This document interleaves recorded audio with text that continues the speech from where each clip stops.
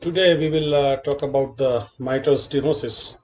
Uh, Mitral valve, it connects the left atrium to the left ventricle, and the normal function of the mitral valve depends on its six components, which are the left atrial wall, the annulus, the leaflets, the chordae tendineae, the papillary muscle, and the left ventricular wall.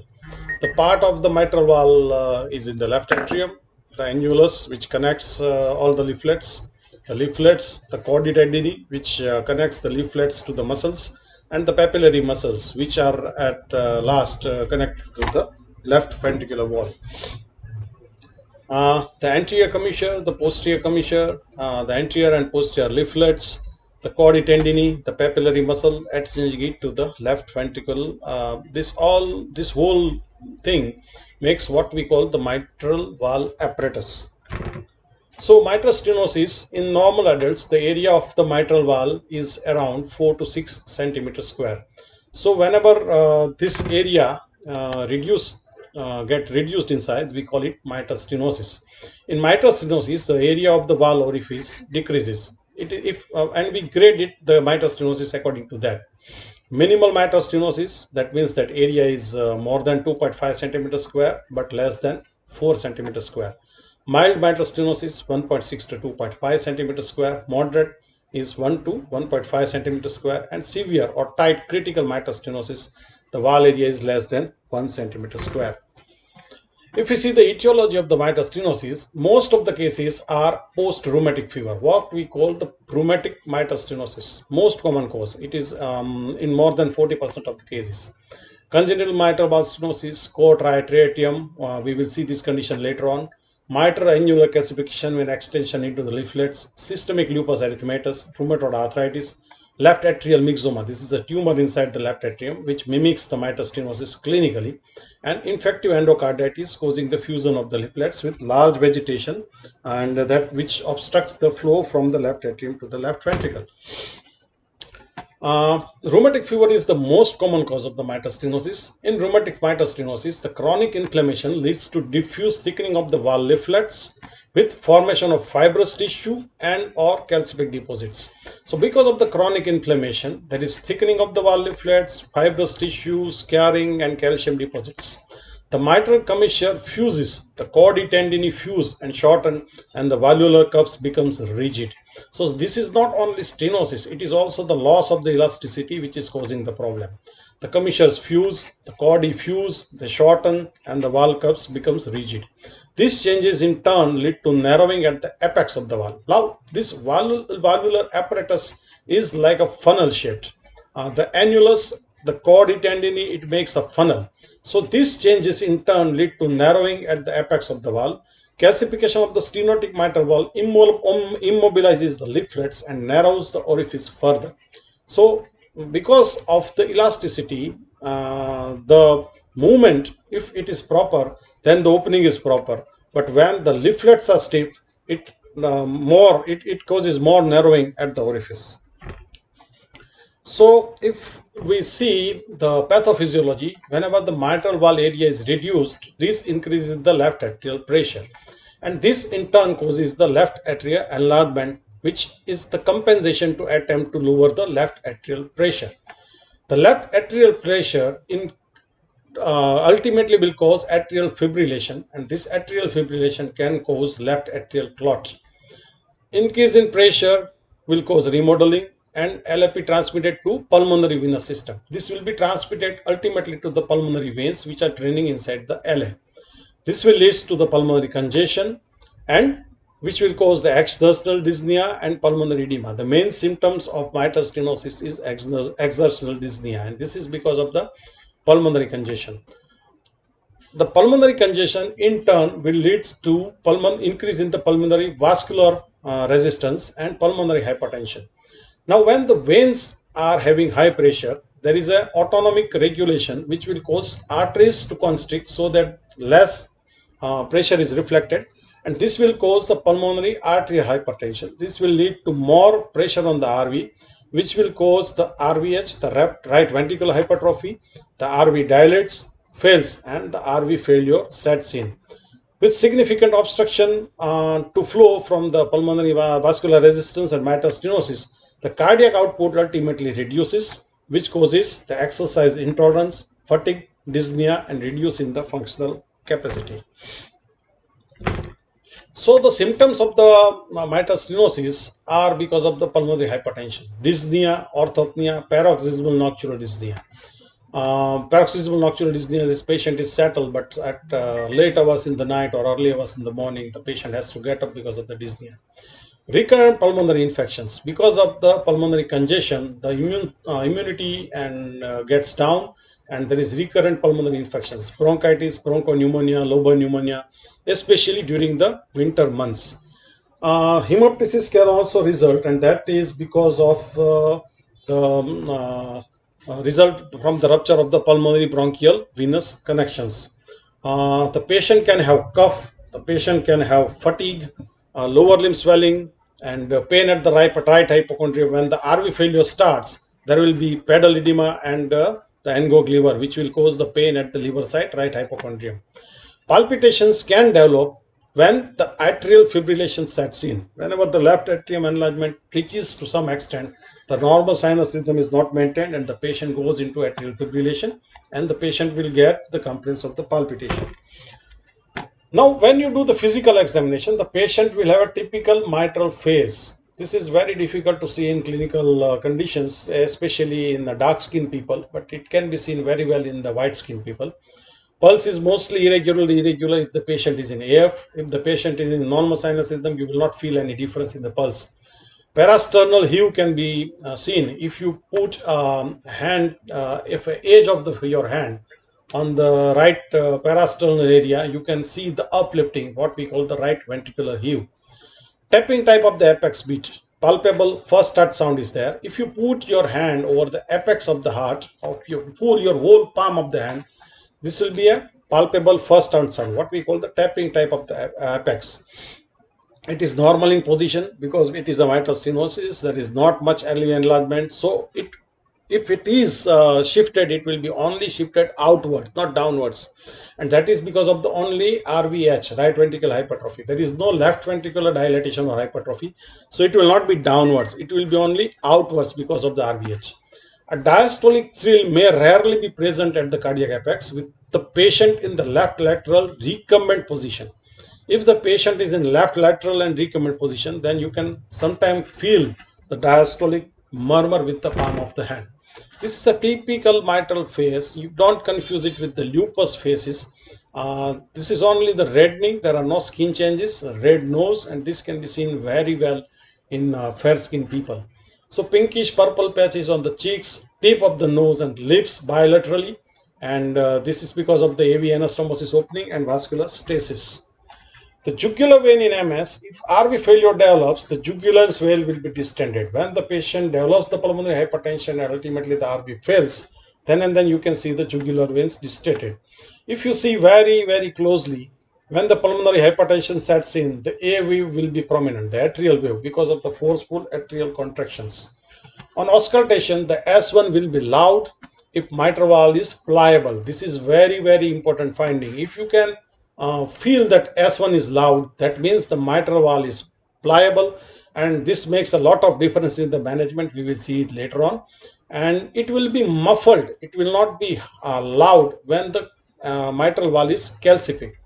The pulmonary component of the second heart sound, the P2, is often accentuated, that means increased or loud with elevated PA pressure.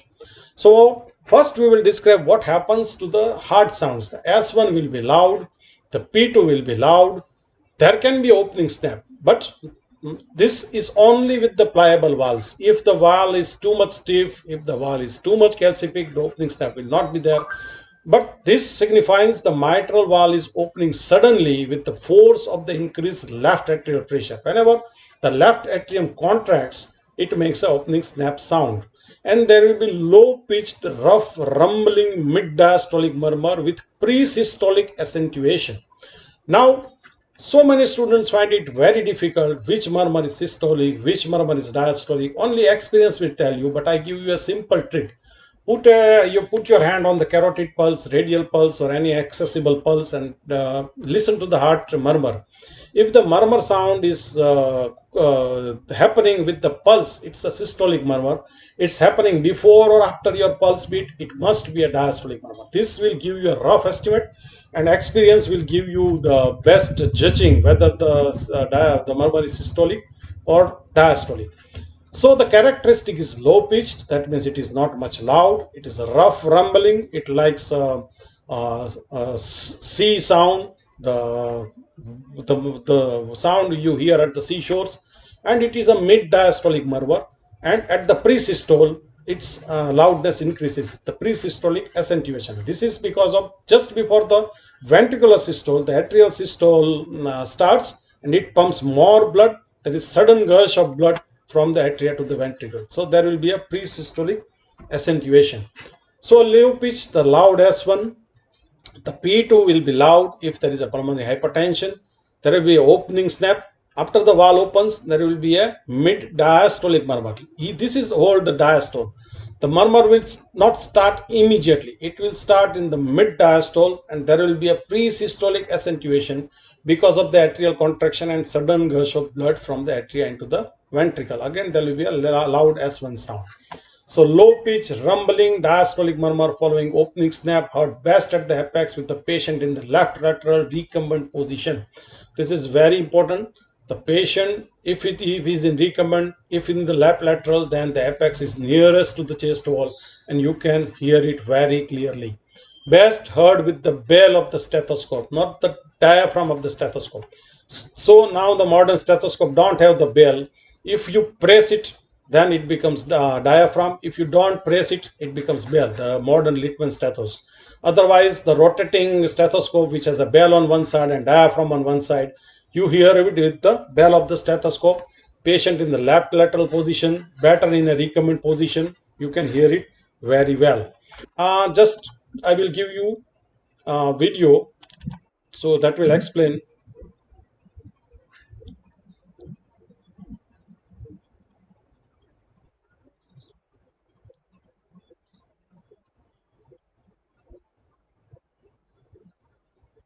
Loud as one.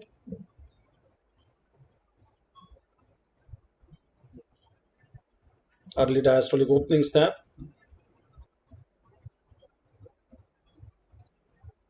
This is the typical mitral sound. It is like a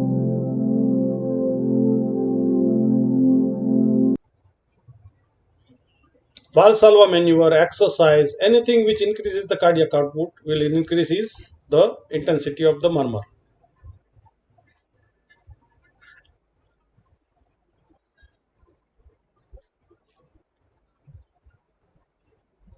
So how to differentiate it from the murmur of the mitral regurgitation? I just play a sound clip and video of a pansystolic murmur of a mitral regurgitation.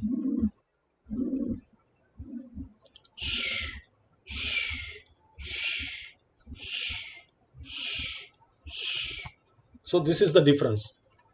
Listen again.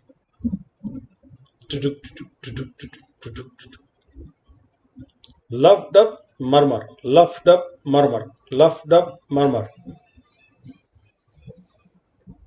S1, S2 murmur, S1, S2 murmur. And here you will not differentiate the S1 and S2, there will be just murmur. It will be very difficult to judge the two heart sounds, there will be a murmur. So if the patient is in sinus rhythm, the murmur becomes louder at the end of the diastole, what we call the pre-systolic accentuation. Pre-systolic accentuation will be absent in case of the AF because the atrial contraction part is lost, the left atrial failure, and big left atrial thrombus because the atrial kick is lost in these three conditions. The severity of the mitral stenosis. The time interval between the A2 and OS varies inversely with the severity of the MS. This is not important at the undergraduate level, but this is a viva question at the postgraduate level, that how will you determine the severity of the mitral stenosis clinically. The time interval between the A2 and the OS, the aortic component of the second heart sound and the opening snap, it is inversely proportional. The longer the gap, the smaller the gap, the more severe the MS is. Longer the duration of the mid-diastolic murmur, the more severe the MS is. This is very evident. The longer the duration of murmur, more severe the S. As the valgus becomes immobile, the loud S1 softens. As we saw previously, the loud S1 means the valves are very mobile. Opening snap disappears, and when the pulmonary hypertension sets in, the P2 gets loud. Because the cups becomes immobile, now there will be no opening snap. Though it's opening, but the sound disappears, and the loud S1 gets softer. The investigations, the chest X-ray, electrocardiogram, echocardiogram, cardiac MRI, and cardiac catheterization. These two are not routinely used. Chest X-ray, ECG gives rough diagnosis. Echocardiogram is a definitive diagnosis of mitral stenosis. If you see the chest X-ray, what we call the mitralization of the heart, straightening of the left heart border, small aortic knuckle because of the low cardiac output. There will be dilated pulmonary artery because of the pulmonary hypertension, and left atrial appendages can be seen, and left border of the LVK is totally straight. I will show you the X-ray of this, and double contour of the right border of the heart, the shadow within the shadow. It's totally straightening of the left border of the heart. This is the aortic knuckle, and this is the RV, which you can see there are two shadows inside the shadow, Sometimes you can see the calcific mitral valve in some conditions, and when the pulmonary edema sets in, you can see the Curly's B lines and the pulmonary edema imaging in this chest X-ray. The dilated pulmonary arteries at a hilum with peripheral pruning, the pulmonary hypertension, batwing appearance of pulmonary edema, Curly B lines, elevation of the left upper lobe bronchus which becomes horizontal due to LA enlargement, the calcific mitral valve, and if you get this typical RAO view with barium, then you can see the compression of the esophagus by the atrial and by enlarged left atrium. Now, when we get the ECG, if it is a normal sinus rhythm, then you can see this P mitrale. This is a typical rabbit ear like P wave, and that signifies the left atrial alignment. And there will be interpeak duration. This is not much important at the UG level, but the P mitrale is mostly seen in lead 2 and V1. So whenever you are searching for P mitrale, always look at the lead 2 and lead V1, and these are the two leads that most of the clinicians take long strip in manual ECGs, not automatic ECGs, to get the proper rhythm assessments. So look at the lead 2 and V1 and look for the P mitrale or P pulmonale. This is the tall P, and this signifies right atrial alignment, which happens in pulmonary hypertension. And whenever the PA is enlarged, this means the patient is now going into the pulmonary hypertension, or the pulmonary hypertension has set in. Again, the P pulmonale is best seen in lead 2 and V1. The RVH, when the patient is having severe pulmonary hypertension, the V1 will show positive R wave. Mostly the V1 will not show positive R wave in normal ECGs. When the V1 shows positive R wave, this is RVH, the right ventricular hypertrophy. And as you can see in this, there is RS pattern, where S is deep in lead 1, which is suggestive of right axis deviation. So this is our RVH with right axis deviation. When the atrial fibrillation set in, it is very difficult to see this P mitral, P pulmonale, etc. But you can still see the right ventricular hypertrophy and right axis deviation in these patients. Echo in mitral stenosis is very important. When you clinically assess the patient and you are suspecting the patient is having mitral stenosis, you send the patient for an echo, or you do the echo. You can see that there is a chamber enlargement, the left atrial thrombus, valve pathology. You can see the valve movement, you can see the mitral orifice, you can see the diameter. In MS, there are thickened immobile cusps, reduced valve area, LA enlargement, and reduced rate of the diastolic filling. The transesophageal approach is always better and should be used when transthoracic is inadequate for guiding the management of the decision. If the patient is having COPD, if the patient is having poor echo window and you cannot see the valve properly, then transesophageal is always better than the transthoracic approach. Cardiac catheterization in mitral stenosis. Suppose a patient presents to you at late stage, 40 years man or woman more than 45 years of age. It is always better to do the cardiac catheterization along with the investigation of the mitral stenosis. So if you are planning a management to treat the MS surgically, then you should have the idea of its coronaries, whether they are open, whether they are patent, whether they are blocked, whether it is a double vessel or triple vessel disease. So you can plan the coronary artery interventions like bypass if it is indicated, along with the valvular surgeries or valvular interventions. What will happen? Suppose a patient is having mitral stenosis, he is 40-year or 45-year-old lady is there, and you do the echo and it is mitral stenosis, you do some balloon mitral valvuloplasty, but still the patient is symptomatic. And after 6 months, you come to know that this patient is having coronary artery disease, the arteries are blocked, and then again patient has to undergo some CABG or PTCA procedures. What are the DDs of mitral diastolic murmur? Suppose you auscultate the patient and he is having a diastolic murmur in the mitral area. This can be a Carey-Coombs murmur, which is seen in the rheumatic fever. If the patient is having joint pain, if the patient is having fever, and all the major Jones criteria are fitted and stamping it as a rheumatic fever, this is a Carey-Coombs murmur, and this is the diastolic murmur of myocarditis involving the valves. The Austin Flint murmur of AR also resembles like the diastolic murmur of the mitral stenosis, but this will not have a presystolic accentuation. This will not have the opening snap. This will not have the loud first start sound. So this is how you can differentiate the Austin Flint murmur from the diastolic murmur of the mitral stenosis. Functional mid-diastolic murmurs very common in lean and thin people. Left atrial myxoma. This is tumor inside the left atrium occupying the space inside and causing the murmur. The tricuspid stenosis is very rare condition, but it will also give a diastolic murmur. The ball valve thrombus inside the atrium, core triatriatrium. The core triatriatum is a condition where there is a septum inside the LA separating the mitral annulus and the pulmonary veins. So this will give a murmur of her diastolic character, and this will resemble a murmur of mitral stenosis. What are the complications of the mitral stenosis? The left atrial enlargement, the acute left atrial failure, and acute pulmonary edema. Now this all can cause the problems. Pulmonary hypertension, right ventricular failure, the atrial fibrillation, flutter, VPCs, APCs, embolic manifestation, because the patient can have the left atrial thrombus which can get embolized and which can cause problems. Infective endocarditis, as we saw previously, recurrent bronchopulmonary infections.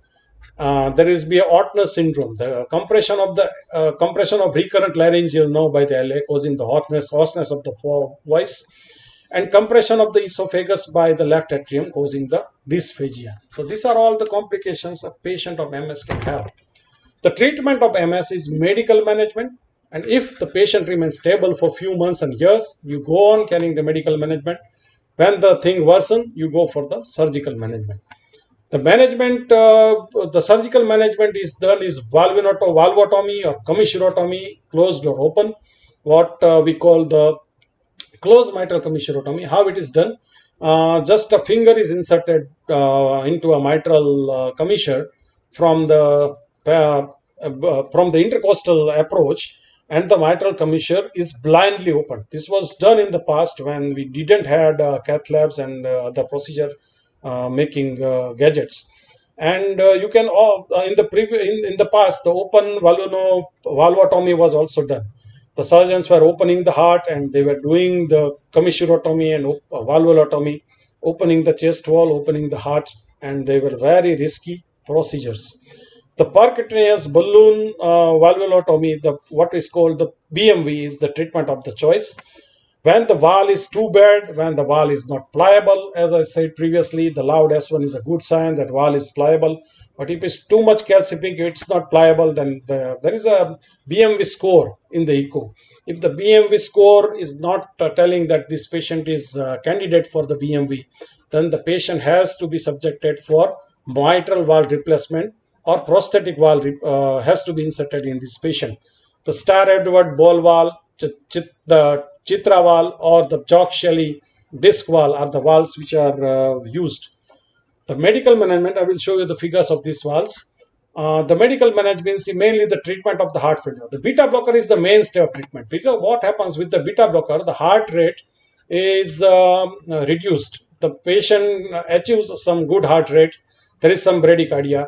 So when the heart rate is low, there is increased diastolic filling time. In the tachycardia, the diastolic filling time is shortened. In bradycardia, the diastolic filling time of ventricle is more.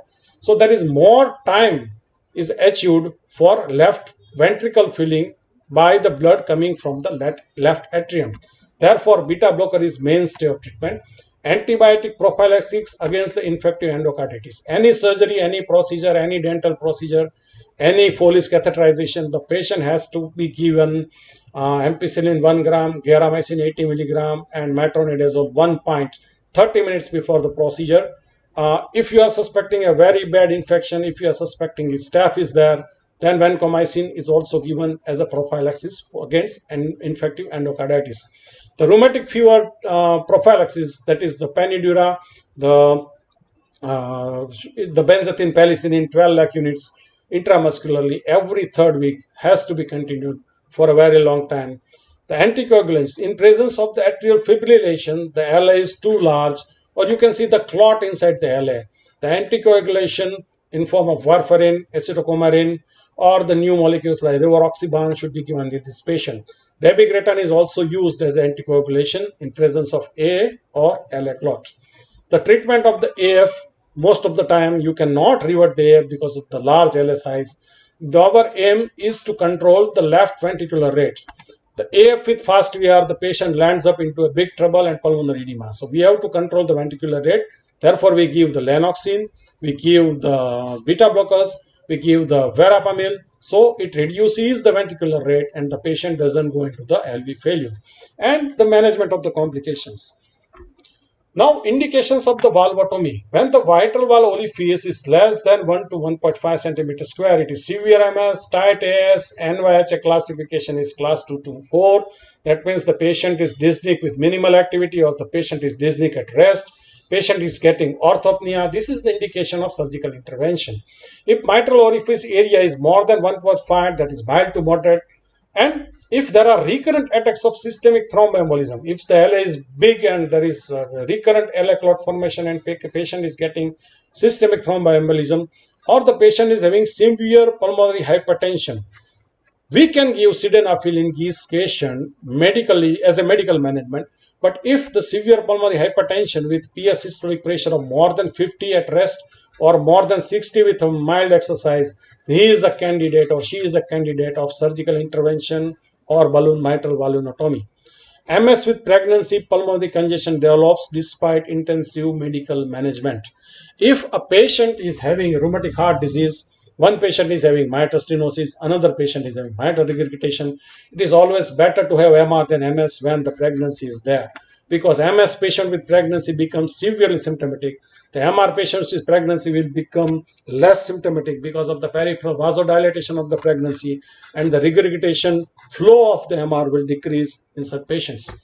Contraindications of valvotomy: calcific mitral valve, severe calcification, you cannot go for the BMV. Presence of MR with MS, one of the dreaded complications of balloon mitral valvulotomy is acute MR.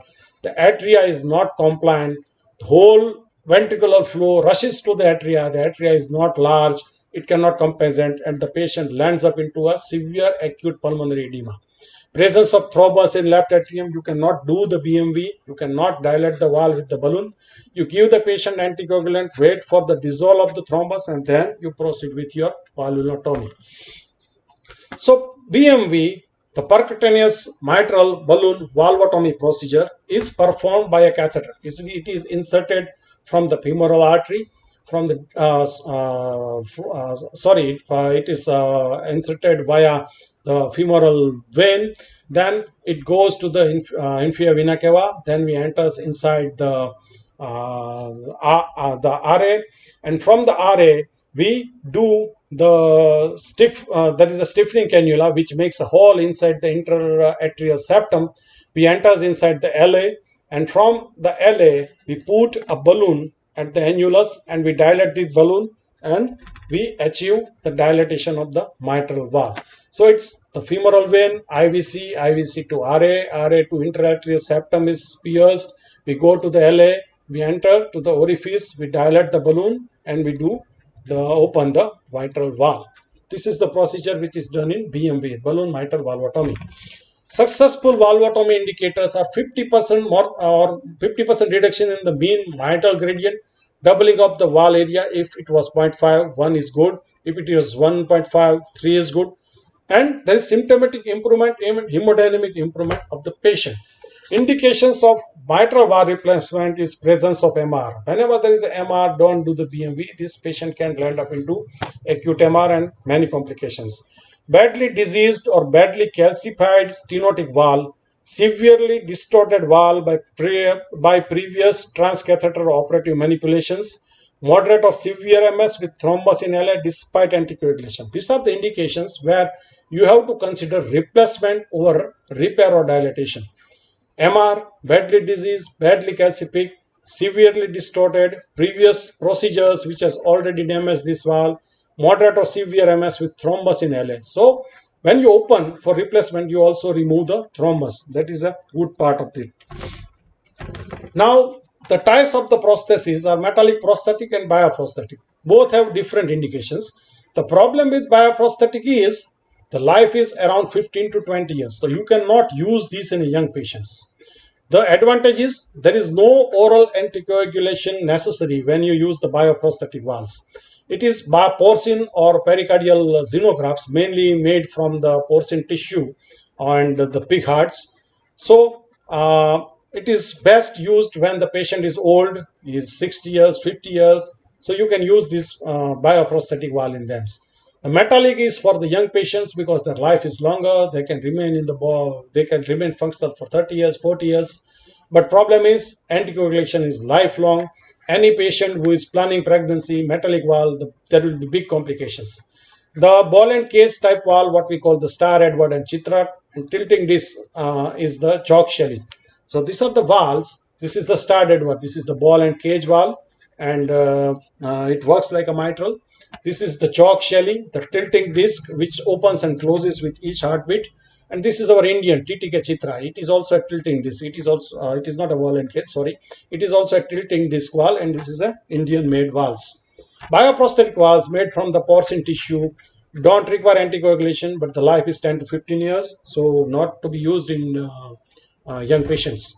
Thanks. That's all of my talk with the mitral stenosis. If there are any questions, you can ask in the